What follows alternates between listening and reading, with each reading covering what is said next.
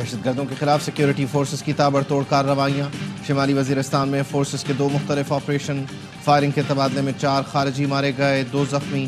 سپنوام operation کے دوران شدید فائرنگ کے تبادلے میں 2 خارجی ہلاک ہوئے۔ ایک اور کارروائی میں خارجیوں کی پاک افغان بارڈر سے دراندازی کی کوشش ناکام۔ خوارج سپنوام کے علاقے سے دراندازی کی کوشش کر رہے تھے۔ فائرنگ کے تبادلے میں 2 خوارج مارے گئے۔ آج مارے جانے والے خارجیوں کی تعداد 10 ہو گئی۔ وزیر اعظم شہباز شریف کا عرب اسلامک سمٹ میں شرکت کے لیے سعودی عرب کا دورہ، غیر معمولی سربراہی اجلاس سعودی حکومت کی جانب سے بلایا گیا ہے۔ اجلاس میں فلسطین سمیت مشرق وسطی کی صورتحال پر تبادلہ خیال کیا جائے گا۔ سمٹ کی سائیڈ لائنز پر وزیر اعظم کی عالمی رہنماؤں سے ملاقاتیں متوقع۔ پاکستان چیمپئنز ٹرافی کے لیے کسی متبادل ماڈل کو کسی صورت قبول نہیں کرے گا۔ بھارت کے پاکستان آنے سے انکار پر پی سی بی کا سخت فیصلے لینے کا امکان۔ ذرائع کا کہنا ہے آئی سی سی نے فیصلے سے پی سی بی کو آگاہ کر دیا۔ پی سی بی بھارت کے خلاف عالمی عدالت سے رجوع کرے گا۔ بھارتی ٹیم پاکستان نہ آئی تو پاکستان آئندہ کبھی بھارت سے میچ نہیں کھیلے گا۔ ٹورنامنٹ ہائیبرڈ ماڈل پر گیا تو پاکستان چیمپئنز ٹرافی کھیلنے سے انکار کر سکتا ہے۔ شاہینوں نے کینگروز کے دیس میں تاریخ رقم کر دی۔ پاکستان نے 22 سال بعد آسٹریلیا میں ون ڈے سیریز جیت لی۔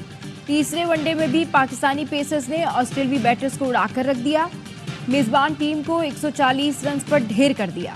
نسیم شاہ اور شاہین شاہ 3-3 اور حارث روف کے 2 شکار۔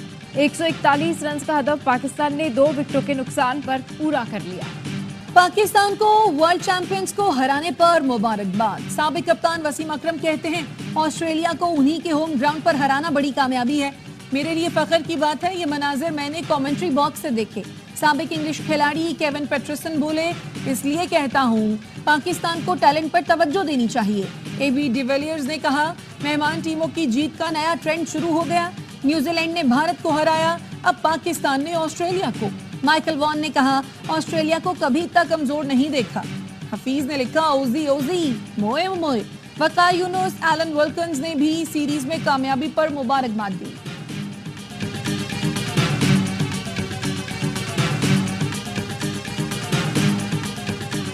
وزیر اعظم چیئرمین پی سی بی کی پاکستان ٹیم کو جیت پر مبارکباد۔ صدر زرداری نے کہا پوری ٹیم اس شاندار کارکردگی پر مبارکباد کی مستحق ہے، امید ہے ٹیم مستقبل میں بھی مزید کامیابیاں سمیٹے۔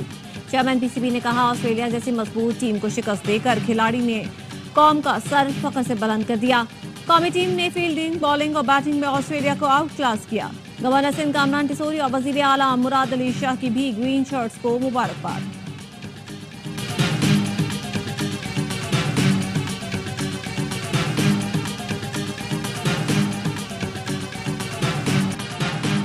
فلسطینیوں کے حقوق کے لیے سب کو کردار ادا کرنا ہوگا۔ پاکستان اسرائیلی دہشت گردی کی مذمت کرتا ہے۔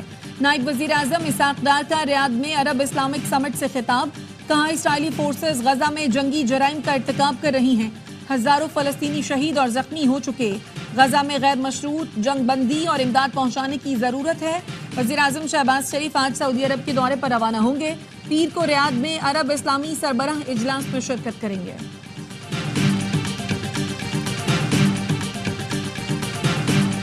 دہشت گردی کے خلاف جنگ ہر پاکستانی کی جنگ ہے۔ اس جنگ میں صرف جیت ہی پہلا اور آخری آپشن ہے۔ بلوچستان میں ہم کے لیے ہر ممکن تعاون جاری رکھیں گے۔ وفاقی وزیر داخلہ محسن نقوی کی وزیر اعلیٰ بلوچستان سرفراز بگٹی سے ملاقات میں گفتگو۔ کوئٹہ ریلوے اسٹیشن پر خودکش حملے کے بعد کی صورتحال کا جائزہ، عوام کے جان و مال کے تحفظ کے لیے اقدامات پر تبادلہ خیال۔ وزیر اعلیٰ بلوچستان نے کہا امن و امان یقینی بنانے کے لیے مزید اقدامات اٹھا رہے ہیں۔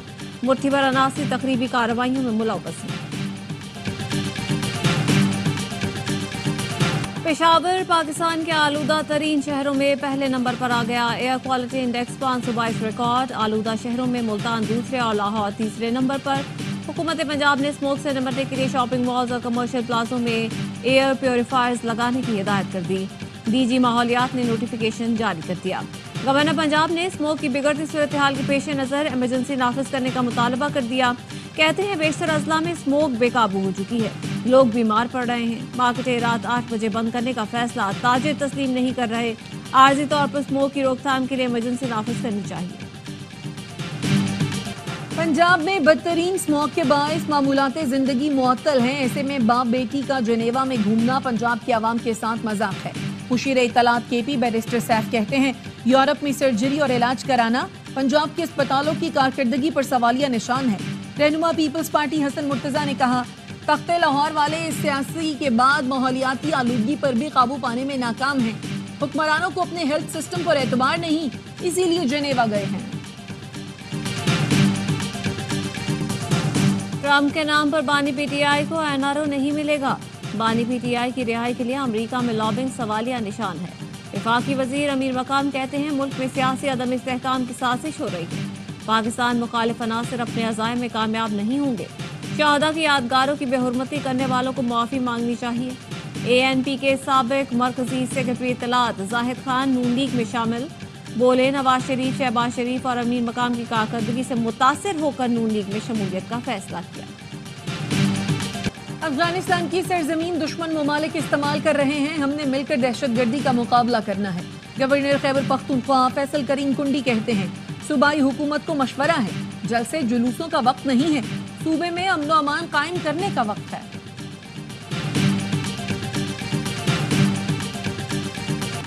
لاہور پولیس نے 3 سالہ بچی بازیاب کرا لی، اغوا کار خاتون گرفتار، پولیس کا کہنا ہے اغوا کار بچی کو داتا دربار سے لے کر فرار ہو رہی۔ ڈسکا میں پیٹرولنگ پولیس اور ANF نے 9 سالہ بچے سے 2400 گرام منشیات پکڑ لی۔ بچے نے بتایا منشیات اس کے رشتہ دار مشرف خان کی ہے۔ 12 شہروں میں منشیات سپلائی کر چکا ہوں۔ کراچی میں ڈمپر بے قابو، آئے روز جانے لینے لگے۔ بلدیہ مواج گوٹ روڈ پر ڈمپر کی بس کو ٹکر، بس رکشے سے ٹکرا گئی، ایک شخص جاں بحق، 3 زخمی۔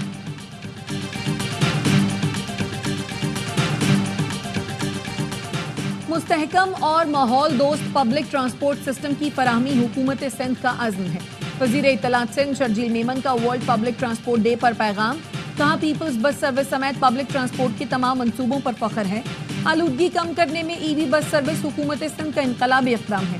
حکومت سندھ پہلی بار ڈبل ڈیکر بس بھی متعارف کروانے جا رہی ہے۔ وزیر ٹرانسپورٹ کے دعوے جھوٹ اور بے بنیاد ہیں۔ سندھ حکومت کراچی کے شہریوں کو مستحکم پبلک ٹرانسپورٹ دینے میں ناکام ہوئی۔ اپوزیشن لیڈر سندھ اسمبلی علی خورشیدی نے ورلڈ پبلک ٹرانسپورٹ ڈے پر کہا اورنج لائن کی ناکامی سندھ حکومت کی کارکردگی پر سوالیہ نشان ہے۔ پنک سروس چلا کر کراچی کے عوام کو دھوکہ دیا جا رہا ہے۔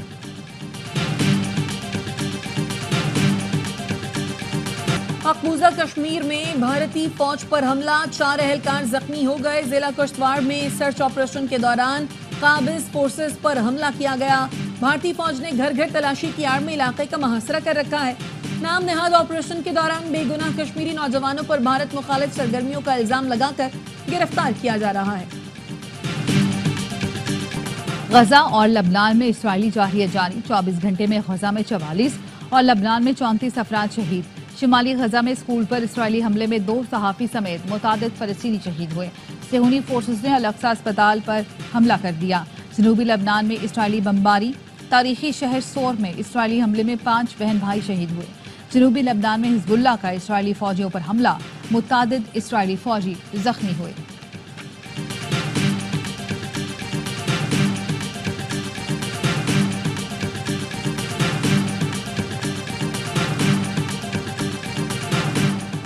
قطر نے غزہ میں جنگ بندی کے لیے ثالثی کی کوششیں معطل کر دیں۔ قطری وزارت خارجہ کا کہنا ہے اس بات کو قبول نہیں کریں گے کہ ثالثی پر اسے بلیک میل کیا جائے۔ مذاکرات کو سیاسی مقاصد کے لیے استعمال کیا گیا۔ بیان میں کہا قطر ان کوششوں کو دوبارہ تب شروع کرے گا جب فریقین جنگ کو ختم کرنے کے لیے اپنی آمادگی اور سنجیدگی کا مظاہرہ کریں گے۔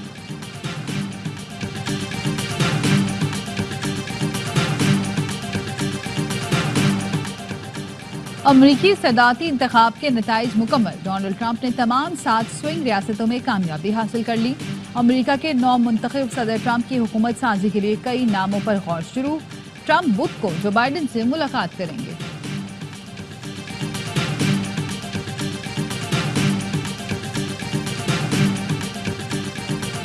نفرت کبھی امریکہ کو عظیم نہیں بنا سکتی، نیو یارک سے سیاٹل تک ٹرمپ کے خلاف مظاہرے، ٹرمپ سے پالیسیوں پر نظر ثانی کا مطالبہ۔ واشنگٹن میں بھی ٹرمپ کی پالیسیوں کے خلاف غیر قانونی تارکین وطن، خواتین اور ورکرز رائٹس گروپ نے ریلی نکالی۔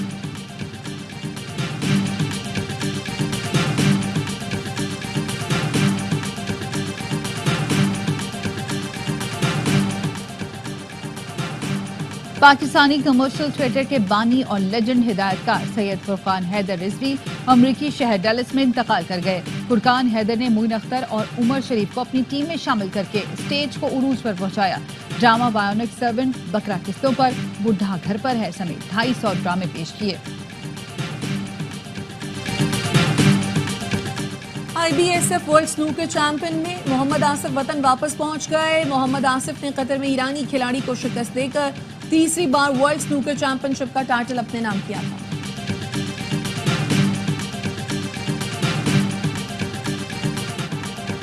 मुजफ्फरगढ़ नवी थल जीप रैली का आखिरी रोज, ट्रैक शदीद स्मोक की लपेट में, जीप रैली ताखीर का शिकार।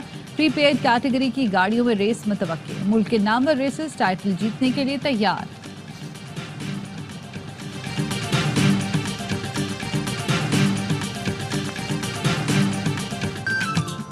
और कराची में 8वें अदब फेस्टिवल का आगाज, मुख्तलिफ सेशन समेत सियासी और मुआशी मसाइल पर पैनल डिस्कशन, लोगों की बड़ी तादाद में शिरकत।